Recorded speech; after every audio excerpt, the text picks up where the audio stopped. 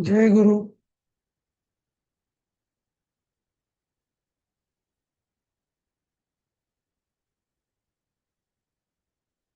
जय गुरु. जय जय गुरु. गुरु. जय जय गुरु. गुरु. जय गुरु. मी सुरुवात करतो.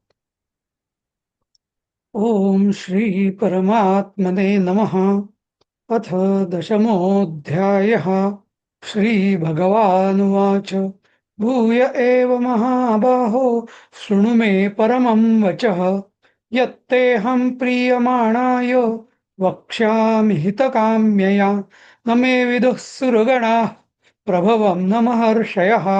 अहमादिर्हि देवानां महर्षीणां च सर्वशः. यो मामजमनादिं च वेत्ति लोकमहेश्वरम्. असम्मूढः स समर्थेषु सर्वपापैः प्रमुच्यते. बुद्धिर्ज्ञानमसम्मोहः क्षमा सत्यं दमः शमः. सुखं दुःखं भवो भावो भयं चाभयमेव च. अहिंसा समता तुष्टिस्तपोदानं यशो यशः. भवन्ति भावा भूतानां मत्त एव पृथग्विधाः. महर्षयः सप्त पूर्वे चत्वारो मनवस्तथा. मद्भवा मानसा जाता येषां लोक इमा प्रजाः. एतां विभूतिं योगं च मम ये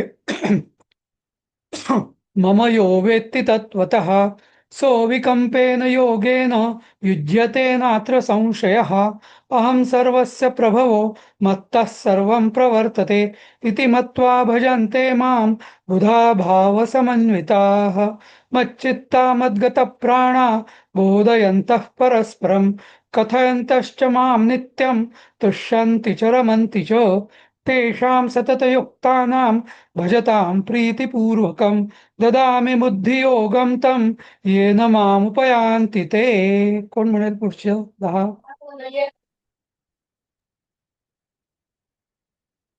मी कोण म्हणू म्हणेल? शकतो. दीपाली म्हण.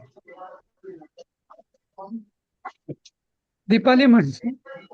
हा. तेषामेव नुकंपार्थ महं ज्ञानजं तमः नाशयाम्यात्मभावस्थो ज्ञानदीपेन भास्वता. अर्जुन उवाच. परं ब्रह्म परं धाम पवित्रं परमं भवान् पुरुषं शाश्वतं दिव्यमादिदेवमजं विभुम्. सर्वर कराल का? केलं. आहुस्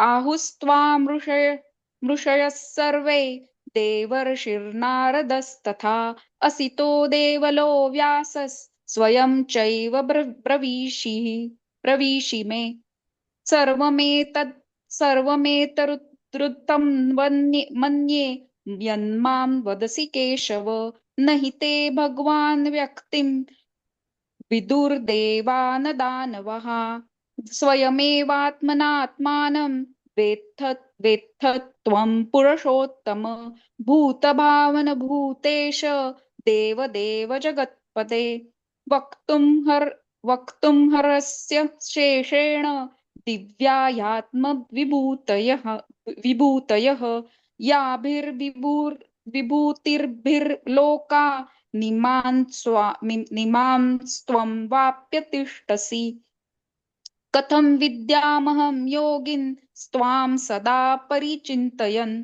केषु केषु च भावेषु चिन्त्योऽसि भगवन्मया विस्तारेणात्मनो योगं विभूतिं च जनार्दन भूयः कथय तृप्तिर्हि शृण्वतो नास्ति मे मृतम्. श्रीभगवानुवाच. हन्त ते कथयिष्यामि दिव्यायात्मविभूतयः प्राधान्यतः कुरुक्षेत्र नास्त्यन्तो विस्तरस्य मे अहमात्मा गुडाकेश सर्वभूताशयस्थितः अहमादिश्च मध्यं च भूतानामन्त एव च. हम्म. कोण म्हणतंय पुढचे 10 श्लोक? मी म्हणू मी सर. म्हणू का? मी म्हणू का कोण सर? कोण नाव सांगा. कोण? मी उषा जरा जोशी. उषा जोशी म्हणताय. हा म्हणा. म्हणा. आदित्यानामहं विष्णुर्ज्योतिषारविरंशुमान् मरीचिर्मरुतामस्मि नक्षत्राणामहं शशि वेदानां सामवेदोऽस्मि देवानामस्मि वासवः इन्द्रियाणां मनश्चास्मि भूतानामस्मि चेतना रुद्राणां शङ्करश्चास्मि वित्तेषो यक्षरक्षसाम् वसूनां पावकश्चास्मि मेरुशिखरिणीमहम् पुरोधसा च मुख्यं मां विद्धि पार्थ बृहस्पतिं सेनानीनामहं स्कन्दः सरसामस्मि सागरः महर्षीणां भृगुरहं गिरां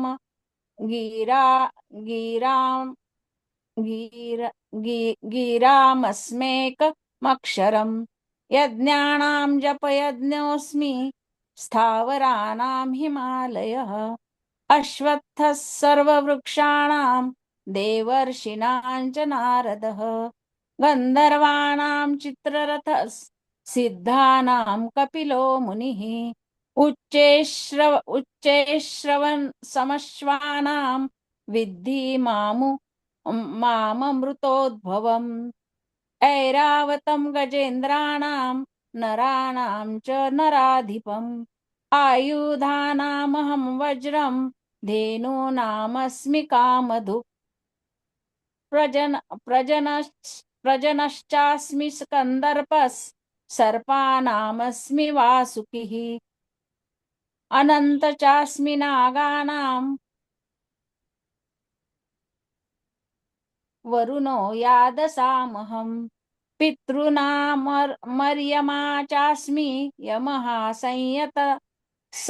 संयमतामहम् प्रह्लादश्चास्मि दैत्यानां कालकलयतामहम् मृगाणां च मृगेन्द्रोऽहं वैनतेयश्च पक्षिणां पवनः पवतामस्मि रामशस्त्रभृतामहम् झषाणां मकरश्चास्मि स्रोतसामस्मि जाह्नवी सर्गाणां मन्दिरन्तश्च मध्यं चैवाहमर्जुन अध्यात्मविद्याविद्यानां वादः प्रवदतामहम्. हो. पुढचं कोण म्हणतंय? शेवटचं. मी म्हणू का सर? मी म्हणते सर. हा सुधा सुधाताई म्हणते. हा 31 पर्यंत झाले ना. हो. पवन पवतामस्मि रामशस्त्रभृतामहम् झषाणां मकरश्चास्मि स्रोतसामस्मि जाह्नवी सर्गाणामादिरन्तश्च मध्यं चैवाहमर्जुन अध्यात्मविद्याविद्यानां वादः प्रवदतामहम् अक्षराणामकारोऽस्मि द्वन्द्वः सामासिकस्य च अहमेवाक्षयः कालो धाताहं विश्वतो मुखः मृत्युः सर्वहरश्चाहम् उद्भवश्च भविष्यताम् कीर्तिः श्रीर्वार्कच्च नारीणां स्मृतिर्मेधा धृतिक्षमा बृहत्सां तथा साम्नां गायत्री छन्दसामहम् मासानां मार्गशीर्षोऽहं ऋतूनां कुसुमाकरः द्यूतं चलतामस्मि तेजस्तेजस्विनामहम् जयोऽस्मि व्यवसायोऽस्मि सत्त्वं सत्त्ववतामहम् वृष्णीनां वासुदेवोऽस्मि पाण्डवानां धनञ्जयः मुनिनाप्यहं व्यास कवीनामुशना कविः दण्डो दमयतामस्मि नीतिरस्मि जिगीषताम् मौनं चैवास्मि गुह्यानां ज्ञानं ज्ञानवतामहम् यच्चापि सर्वभूतानां बीजं तदम अर्जुन न तदस्ति विना यत्- न तदस्ति विना यस्त्यान्मया भूतं चराचरं नान्तोऽस्ति मम दिव्यानां विभूतीनां परन्तप एष तुद्देशतः प्रोक्तो विभूतिर्विस्तरो मया यत् विभूतिमत्सत्त्वं श्रीमदूर्जितमेव वा तद्देवावगच्छत्वं मम तेजोंशसम्भवम् अथवा बहुनैतेन किं ज्ञातेन तवार्जुन विष्टभ्यहमिदं क्रूस्तम् एकांशेन स्थितो जगत् ॐ तत्सदिति श्रीमद्भगवद्गीतासु उपनिषत्सु ब्रह्मविद्यायां योगशास्त्रे श्रीकृष्णार्जुनसंवादे विभूतियोगो नाम दशमोऽध्यायः।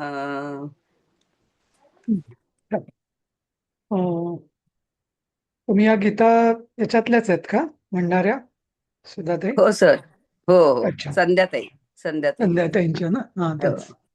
हा, ठीक. हा. हे किती झालेत? 23वा चालू होता. हा, 23वं. हो, 23वं. एकादश रुद्र. हा, वित्तेषो रुद्राणां शंकरश्चास्मि वित्तेषो यक्ष रक्षसां वसूनां पावकश्चास्मि मेरुः शिखरिणामहं. तर अष्टवसूंमधला पावक नावाचा जो वसू आहे तो मी आहे असं भगवान सांगतायत.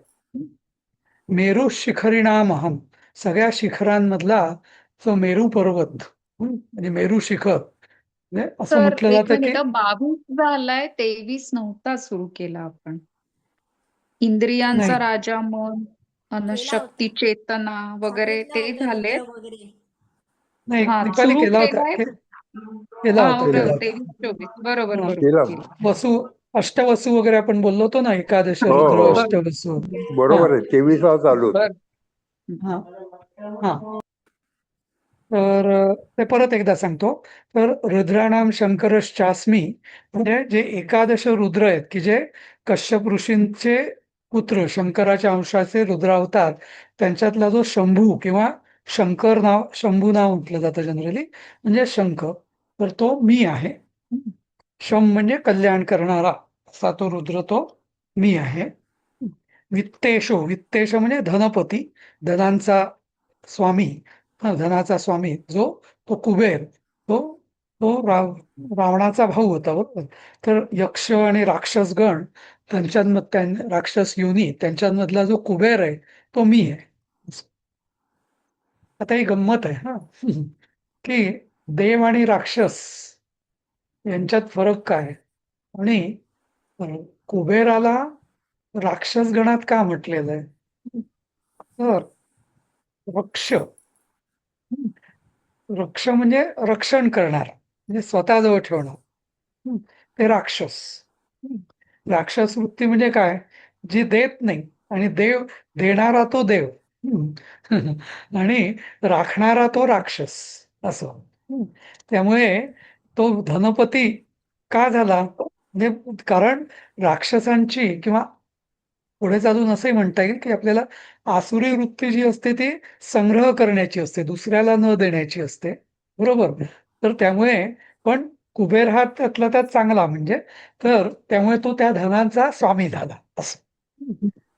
पण तरी तो, जरी तो कुबेर असला, धनपती असला, तरी तो मूळ त्याचं हे राक्षस गणातलाच मानला जातो.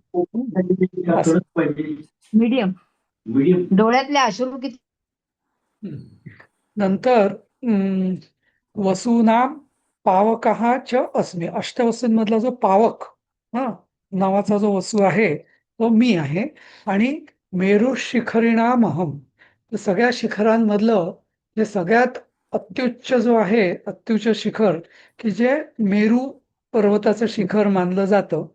आणि असं पुराणांमध्ये वगैरे असं मानलेलं आहे की म्हणजे मेरू शिखर हे सगळ्या म्हणजे पर्वतांच्या मेरू पर्वताचं शिखर सगळ्यात उंच आहे आणि सूर्य त्या मेरूला प्रदक्षिणा घालतो असं मानलं जातं. आता आधुनिक आपल्या भूगोलशास्त्रानुसार ते असं नाहीये, पण तरी असं म्हणतात की मेरू ही एक काल्पनिक शिखर आहे. जसं राहू आणि केतू हे जसे काल्पनिक बिंदू मानले जातात खगोलशास्त्रानुसार आकाशातले, की जिथं म्हणजे ते छेद होतो फक्त तिथे, ते असे प्रत्यक्ष ग्रह गोल नाहीयेत ते राहू आणि केतू, पण ते बिंदू मात्र आहेत की जिथं म्हणजे त्याचं स्थान ठरवता येतं खगोल ज्योतिषशास्त्रानुसार. तसंच मेरू शिखर सुद्धा असं मानलं जातं की तो म्हणजे काल्पनिक एक तो ते शिखर आहे की ज्याच्या भोवती हे म्हणजे सूर्य प्रदक्षिणा घालतो असं मानलं जातं. एव्हरेस्ट नाही का? नाही नाही, एव्हरेस्ट म्हणजे मेरू नाही असं. हं. अं, पण राहू केतू पण आपण असं म्हणतो की आता जे नेपच्यून आणि हे ते झाले ते आहेत ना? नाही नाही ते नाही. राहू आणि केतू हे आपल्या खगोलशास्त्रानुसार कधीच ते ग्रह कधीच नव्हते पूर्ण ग्रह. म्हणूनच आपण त्यांना म्हणायचो की राहूला फक्त धड आहे, सॉरी शिर आहे डोम, आणि तो आणि केतूला फक्त धड आहे असं. कारण ते पूर्ण ग्रह नाहीच आहे, ते काल्पनिक आहे असं. आणि खगोलशास्त्रानुसार त्यामुळे ते म्हणजे त्याचं काल्पनिक त्या बिंदूचं स्थान ठरवलेलं आहे कुठे असतात ते. म्हणूनच आपल्या ज्योतिषशास्त्रामध्ये राहूची गती वगैरे वगैरे हे सगळं आलेलं आहे असं.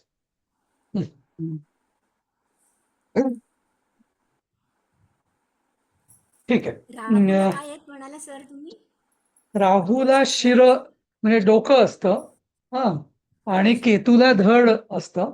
ती अशी जी कथा आहे ना की अमृत म्हणजे समुद्र मंथनातून जेव्हा अमृत निघालं तेव्हा मग ते अमृत मंथन विष्णूनी युक्ती केली. विष्णूनी मोहिनी रूप घेतलं आणि मग राक्षस त्या मोहिनीवर भाळले. आणि मग त्या मोहिनीने गुपचूप तिने दोन्ही घट आपल्या दोन हातांमध्ये घेतले. एका गटात होतं अमृत आणि दुसऱ्या गटात होती सुरा, दारू म्हणजे मद्य. आणि असं म्हटलं जातं की मग देव आणि राक्षस यांची जेव्हा पंगत बसली तर ती मोहिनी म्हणजे विष्णू मोठ्या युक्तीने राक्षसांना त्यांच्या चषकामध्ये सुरा म्हणजे मद्य सुरा द्यायची आणि दैवांना अमृत द्यायची. पण राहू आणि केतू यांच्या लक्षात तो कावा आला आणि ते देवांच्या पंक्तीत जाऊन बसले, देवांच्या लाईनीत.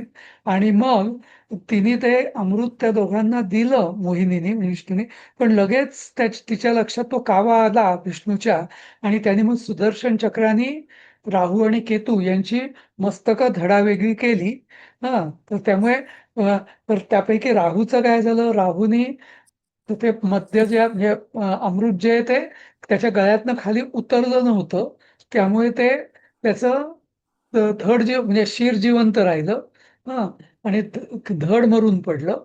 आणि केतूचं ते अमृत खाली गेलं होतं, पण विष्णूने शिरच्छेद केला त्याच्यामुळे शिर शिर नष्ट झालं आणि त्याचं धड मात्र जिवंत राहिलं. अशा रीतीने ते राहू आणि केतू अशी ती कथा आहे.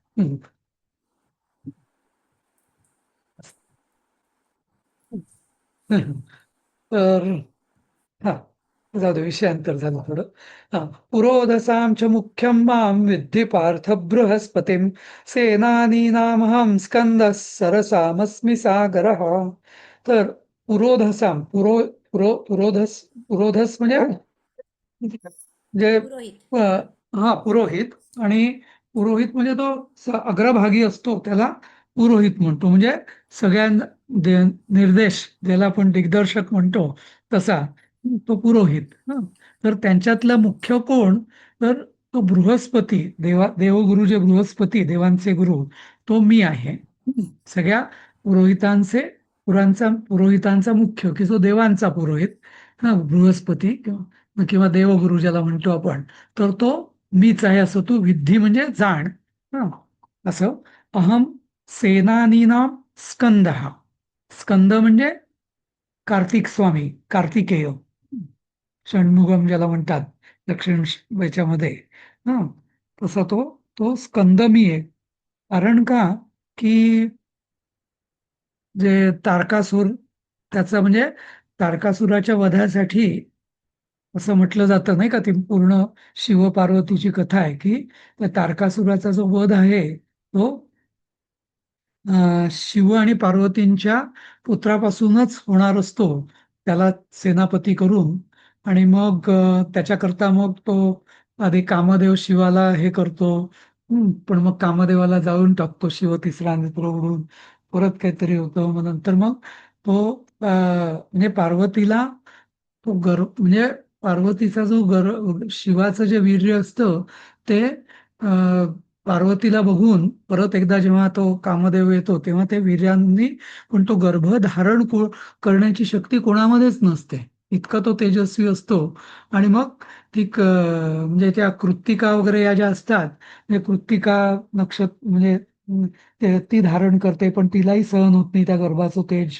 मग ती गंगेत टाकते, गंगेलाही म्हणजे असं काय काय त्याचं आहे. म्हणजे त्याला 6 माता आहेत अशा रीतीने, म्हणून त्याला षण्मुगम असं म्हटलं जातं नाही का, षण्मुख असं. तर असा जो कार्तिकेय, आणि मग त्यांनी पुढं याचा काय त्याला मग सेनापती बनवलं देवांच्या सेनेचा. आणि मग सगळ्यांनी आपापली त्याला शस्त्र दिली. इंद्रानी आपलं वज्र दिलं, विष्णूनी आपलं सुदर्शन चक्र दिलं वगैरे वगैरे असं. आणि त्याला सेनापती पदाचा अभिषेक केला. आणि मग त्यांनी त्रिपुरासुरावर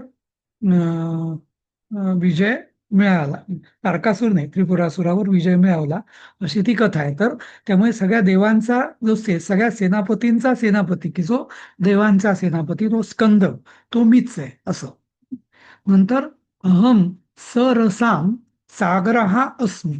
सरसाम म्हणजे काय, सगळ्या रसांमधला, रस म्हणजे प्रवाही पदार्थ नाही का. तर सगळ्या प्रवाही पदांमधला जो विशालतम असा जो सागर आहे तो मीच आहे असं. सगळ्या, कारण बाकी सगळी सरोवर, तलाव वगैरे सगळे छोटे असतात, पण सागर हा सगळ्यात मोठा. म्हणून सगळ्या म्हणजे सरस म्हणजे सरोवर किंवा सरस म्हणजे जलसाठ्यांचा जो मुख्य म्हणजे सगळ्यात मोठा जो सागर तो मीच आहे असं तू समज. म्हणजे थोडक्यात काय की प्रत्येक समूहातलं जे सगळ्यात भव्य दिव्य जे आहे ते मीच आहे असं भगवान कृष्ण इथं सांगतायत. म्हणजे आणि जसं का आपण म्हटलं होतं आधी पण की म्हणजे आपली एक नैसर्गिक प्रवृत्ती असते की जे एक भव्य आणि दिव्य असतं तिथे आपण लवकर शरण जातो, पण जे सामान्य असतं, साधारण असतं, त्याला आपण शरण जात नाही, नाही का. आणि जसं आधी पण कृष्ण सांगतायत आधीच्या अध्यायांमध्ये पण, की तू परमेश्वराला शरण जा. तर शरण कसं जा. हं. जर सामान्य बुद्धी आपली जी आहे बहुतेकांची, तर ती सामान्य वस्तूला शरण जाण्याची नसते, पण काहीतरी भव्य दिव्य असेल तर मात्र आपण शरण जातो. तर म्हणून परमेश्वर हे सांगत, म्हणजे भगवान सांगतायत की तसं तर त्यांचं जे पहिली विभूती आहे ती तर सगळ्यामध्येच मी आहे. हा, सगळ्या चराचर सगळ्या ह्याच्यात मी आहेच. पण तरी माझ्या मग विशेष या विभूती तुम्हाला उपासनेसाठी कुठल्या, तर या सगळ्या भव्य दिव्य प्रत्येक समूहातल्या ज्या भव्य दिव्य आहेत त्या विभूती मी, की जेणेकरून तुम्ही त्याला पटकन शरण जाल आणि तिथं परमेश्वराची अभिव्यक्ती बघाल आणि त्याला शरण जाल. पुढचा श्लोक. महर्षीणां भृगुरहं गिरामस्मेकमक्षरं यज्ञानां जपयज्ञोऽस्मि स्थावराणां हिमालयः. तर सगळ्या महर्षींमधला भृगु ऋषी जे आहे, महर्षींमधला तो भृगु ऋषी मी आहे. कारण का, म्हणजे हे हे महर्षी वेगळे आणि सप्तर्षी वेगळे. महर्षी म्हणजे सगळ्यात मोठे ऋषी. तर अशी ती कथा आहे ना भृगु ऋषींची, की त्यांनी एक सगळ्या देवांनी म्हटलं एकदा, अशी कथा म्हणजे पुराणातली कथा आहे, की तुम्ही म्हणजे ऋषींना म्हटलं की आमच्या सगळ्या देवांमध्ये श्रेष्ठ कोण हे तुम्ही सांगा. तर कोणी ऋषी तयार होईनात, पण भृगु ऋषी पुढे झाले आणि ते म्हणाले की मी ठरवेन. मग त्यांनी काहीतरी ब्रह्मदेवाच्या सभेत गेले. तिथे काही म्हणजे काहीतरी त्यांचा अपमान झाला किंवा लक्ष देण्यात आलं नाही त्यांच्याकडे, असं काहीतरी झालं. मग शंकराच्या कैलासावरती गेले. तिथे पण काही त्यांना योग्य तो मान सन्मान मिळाला नाही असं. आणि मग ते वैकुंठाला गेले आणि त्यांनी तिथं विष्णू, शेषशाही विष्णू, लक्ष्मी त्यांचे पाय चोरत होती आणि ते शेषनागावर ओढले होते. तर भृगु ऋषींनी त्याला लाथ मारली त्यांच्या छाताड्यावर, की काय तू, मी आलोय, तू असा काय नुसता उलवत पडलायस म्हणून. तरी पण म्हणजे आणि म्हणजे विष्णूंनी त्यांचं जे पद आहे, भक्ताचं पद, ते मोठ्या गौरवाने म्हणजे त्यांनी त्यांना प्रणाम केला आणि म्हणाले की तुम्ही मला लाथ मारली हे माझं मी भाग्य समजतो. आणि त्यांनी त्याला नमस्कार केला. म्हणजे म्हणून त्याला भृगु लांछन अशी विष्णूला पण नाव आहे. आणि मग भृगु ऋषी प्रसन्न झाले आणि ते म्हणाले की जो भक्तांचं एवढं कौतुक करतो तो देव सगळ्यात श्रेष्ठ. अशा रीतीने त्यांनी विष्णूला म्हणजे देवांमधला श्रेष्ठ अशी हे दिली. अशी पुराणातली कथा आहे म्हणजे असं. तर त्यामुळे असे जे देवांची परीक्षा पाहणारे ते महर्षी, असे जे भृगु ऋषी, ते मीच आहे असं इथं भगवान सांगताय. पण ह्या गिरा पुढे मी बोलू का? हा हा बोल बोल. पण ह्या पुढची कथा अशी आहे की हा लक्ष्मी त्यांच्यावर रागावते विष्णूवर, म्हणे हा तुम्हाला ज्यांनी तुम्हाला लाथ मारली त्यांच्या तुम्ही पाया पडताय, म्हणून ती रागावून पृथ्वीवर निघून जाते. आणि बरोबर. ती अलमेलू होते आणि तिच्या पाठीमागे शोधत शोधत विष्णू येतात आणि तिरुपती म्हणजे काय म्हणतात त्याला, तिरुपती त्या गावामध्ये तिथं वसतात. हो हो हा, आणि बरोबर. नंतर मग तशी स्टोरी आहे ती. तिरुमला ना, तिरुमला. तिरुमला हा. तिरुमला म्हणजेच तिरुमला तिरुपती. हा डोंगरावर. हा तिथं ते वास आणि करतात. मग ती बरोबर. लक्ष्मी आहे ती अलमेलू. अलमेलू आणि नाही ते तिरुमला. कोल्हापूरला गेले ते लक्ष्मी. तर तेच. पण ही आधीची कथा ती आहे, ती भृगु ऋषींची अशी. हा बरोबर. तर असं. तर अहम गिराम एकम अक्षरम अस्मी. आता गिराम म्हणजे वाणी, बरोबर. तर वाणीमधलं जे एक मुख्य अक्षर, एक म्हणजे इथं म्हणजे ध्वनी, पहिला ध्वनी जो आहे, नाद किंवा ध्वनी, तो म्हणजे ओंकार, बरोबर. तर ओंकार हा मीच आहे. हा असं अहम गिराम एकम अक्षरम अस्मी म्हणजे अक्षराणाम अकारोस्मी हे नंतर म्हटलेलं आहे त्यांनी. त्यामुळे अक्षरं जी आहेत त्याच्यामधलं अक्षर तो अ नावाचं अक्षर. पण इथं गिराम अस्मी एकम अक्षरम, तर वाणीमधलं जे एकच अक्षर की ज्याच्यामध्ये मी पूर्णपणे व्यक्त झालोय तो म्हणजे ओंकार. हा ते मीच आहे असं. नंतर अहम यज्ञानाम जपयज्ञ अस्मी. तर सगळ्या यज्ञांमध्ये जो जपरूप यज्ञ आहे तो मीच आहे. असं का म्हटलं असेल कोण सांगेल? सगळ्या यज्ञांमध्ये जपयज्ञ मी आहे असं का म्हटलं असावं? कारण जप हे करणं सोपं आहे बाकी यज्ञापेक्षा. मला वाटतं तिथे मन, बुद्धी सगळंच एकत्र करून करायला लागतं ना, म्हणून म्हटलं असं. शरीर, काये, वाचा आणि मन तिन्हीच हे लागतं ना जप करायला. म्हणजे थोडस तसंच भगवंत आहे. सतत जवळ असतो जप केल्याने. हा जप करणाऱ्याच्या सतत जवळ भगवंत असतो, म्हणून जपयज्ञ श्रेष्ठ. नाही ते अविरत अविरत देवाचं नाव घेतलं जातं. नाही सगळं बरोबर. काय काही करमत नाही. कारण त्याचं कारण असं की एखादा आपण विशेषतः जप करतो म्हणजे काय करतो की तिथं संपूर्णपणे आपण परमेश्वराशी एकरूप होतो. कारण दुसरं याचं कारण असं की कुठली देवता ही तीन याच्यात वास करते. एक म्हणजे तिचं स्थूल रूप, दुसरं तिचं सूक्ष्म रूप आणि तिसरं तिचं कारण रूप.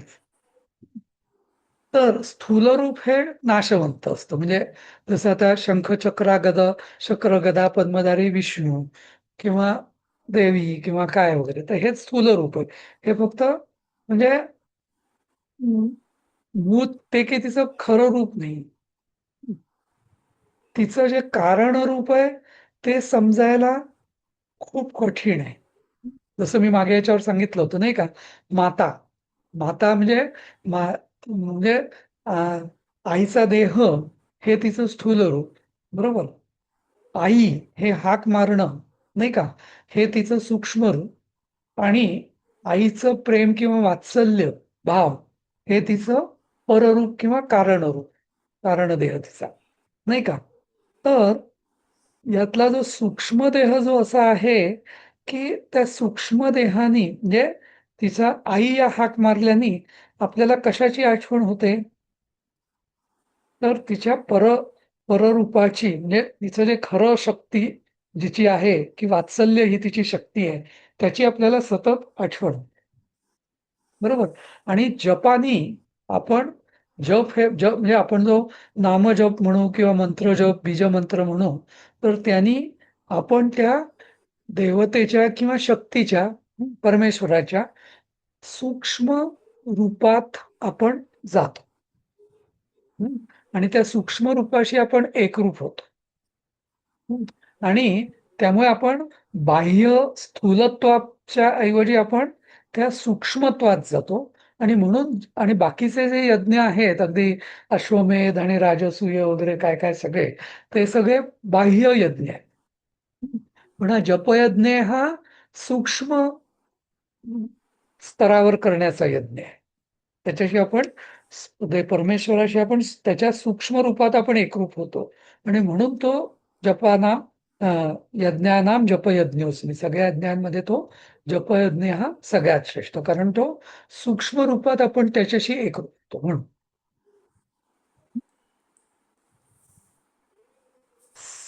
ठीक आहे. तर स्थावराणाम हिमालय हा, बाकी यज्ञाचं मुख्य जे आहे ना ते तर यज्ञ म्हणजे याग किंवा यजन किंवा त्याग हे तर आहेच, ते सगळ्याच ठिकाणी आहे. बाहेरही आपण अग्नीत आहुती टाकतो, त्याग करतो वगैरे वगैरे सगळं आहेच नाही का. पण याच्यामध्ये आपण आपलं मनाचा म्हणजे आणि म्हणजे आपल्या सर्वस्वाचा आपण त्या परमेश्वराच्या सूक्ष्म रूपात आपण त्याग करतो, त्याच्यात आपण समर्पित होतो, म्हणून तो श्रेष्ठ असं. अहम स्थावराणाम हिमालय, स्थावराणा म्हणजे स्थिर, जे काय अचल ज्या गोष्टी आहेत सगळ्यात स्थिर. तर कुठलाही पर्वत हा सगळ्यात स्थिर मानला जातो नाही का. नाहीतर आपलं साधं टेकडी असेल, टेकडी पडून जाऊ शकते, माती वाहून जाऊ शकते, साधे दगड वगैरे पडतात, पण जो मोठा पर्वत असतो तो स्थिर असतो. तर या सगळ्यातला सगळ्यात मोठा पर्वत कुठला, तर हिमालय. त्यामुळे स्थावराणाम हिमालय असं. नंतर अश्वत्थ सर्व वृक्षाणाम देवर्षीणाम च नारदः गंधर्वाणाम चित्ररथ सिद्धानाम कपिलो मुनिही. तर सगळ्या वृक्षांमधला जो अश्वत्थ वृक्ष आहे तो मी आहे. असं काय म्हटलंय, अश्वत्थ वृक्षाला मी काय म्हटलंय. बाकी तर खूप छान छान वृक्ष आहेत, तर पण अश्वत्थालाच मी का म्हटलेलं आहे.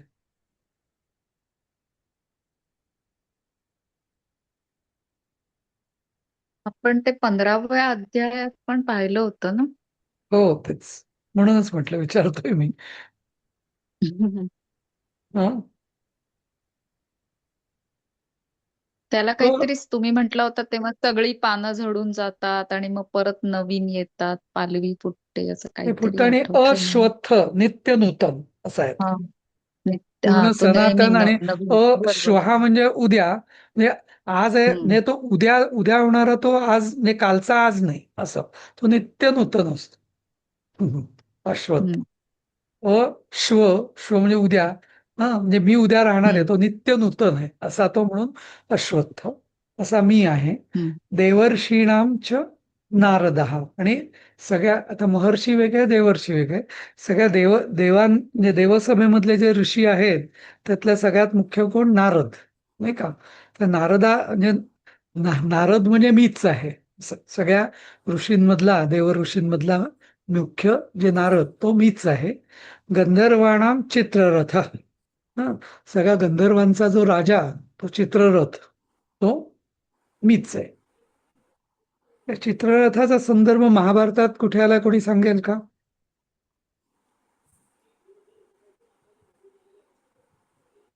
या मला वाटतं अर्जुनाबरोबर हे मैत्री होते आणि अ, दुर्योधनावरती जेव्हा गंधर्वांचं युद्ध होतं तेव्हा दुर्योधनाला अटक करतात, मग असं काहीतरी रेफरन्स आहे गंधर्वांचा आणि बरोबर बरोबर. चित्ररथाचा. पांडव जेव्हा वनवासात असतात तेव्हा हे दुर्योधन वगैरे सगळे कौरव एकदा वनात त्यांना त्रास द्यायला, आपलं वैभव दाखवायला वगैरे जाण्याचा प्रयत्न करतात तिथं. आणि मग ते नेमकं त्याच सरोवरात सगळे म्हणजे गंधर्वराज, चित्ररथ वगैरे सगळे आलेले असतात, क्रीडा करत असतात. तर दुर्योधन वगैरे लोक त्यांची छेड काढतात आणि मग गंधर्व त्यांना, त्या कौरवांना पकडून बंदी बनवतात. आणि मग जेव्हा हे कोणीतरी धावत येऊन युधिष्ठिराला ती बातमी देतो, बाकी सगळे पांडव म्हणतात नको, काही नको, आपण कशाला परस्पर पीडा जाईल. मग युधिष्ठिर म्हणतो नाही, आम्ही 105 जे आपण म्हणतो ना, ते इथं म्हणजे ती जी आपली हे आली, तर युधिष्ठिर म्हणजे आपलं जे मतभेद आहेत ते आपापसामध्ये आहेत, पण जेव्हा बाहेरचा शत्रू येतो तेव्हा मात्र आपण एकच आहोत, कौरव पांडव. आणि मग तो अर्जुनाला पाठवतो त्या गंधर्वांशी युद्ध करायला, युधिष्ठिर. आणि मग तो चित्ररथाचा पराभव करतो, अशी ती कथा म्हणजे. आणि मग चित्ररथ त्या दुर्योधन वगैरेंना सोडून देतो, अशी ती कथा आहे. आणि त्या कथेवरनं मुख्य ती कथा म्हणजे लक्षात ठेवण्याची महत्व का?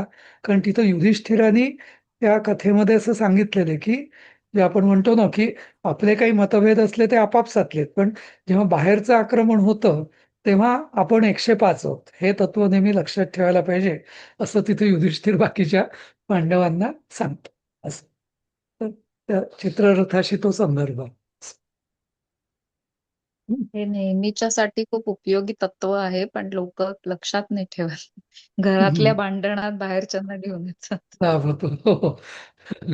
तसं. हं. सिद्धानां कपिलो मुनिही. नंतर सगळ्या सिद्धांमध्ये कपिल मुनी. तर सिद्ध म्हणजे कोण? की ज्यांनी जे साध्य मनुष्य जन्माचं म्हणजे साध्य असतं, पुरुषार्थ, म्हणजे पुरुषार्थ, सगळ्यात चौथा पुरुषार्थ जो मोक्ष, तर तो त्यांनी साध्य सिद्ध ज्यांनी केलेलं असतं त्यांना सिद्ध म्हणतात. साधक, साधना, साधक, सिद्ध, साध्य हे सगळे एकमेकांशी निगडीत शब्द आहे, नाही का?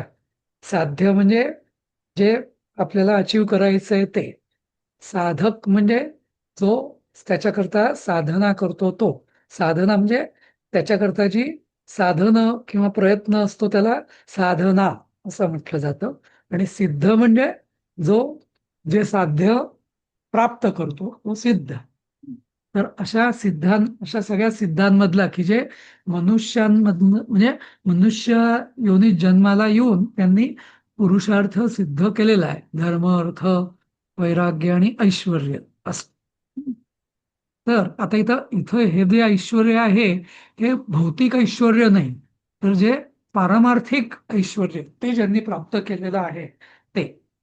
तर याच्यात कपिल मुनी की ज्यांनी सांख्य तत्वज्ञानाचे जे प्रणेते, आता इथला गीतेतला सांख्य योग तो वेगळा, सांख्य आणि योग जे म्हटलेलं आहे ना तो गीतेतला सांख्य आणि योग ते शब्द वेगळे आहेत बरं का.